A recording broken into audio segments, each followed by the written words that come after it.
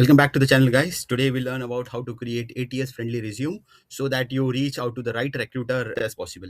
You need to log into your LinkedIn, go to resources, download your profile in a PDF file, then go to Claude AI, upload the the downloaded PDF file and the text, and mention write the LaTeX code to generate the resume.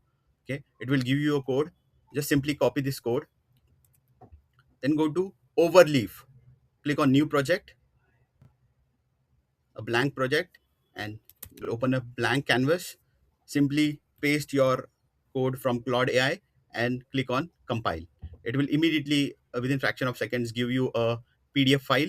Just download this PDF file, go to your Naukri profile, upload the updated one downloaded from Overleaf, mention the keywords for your profile.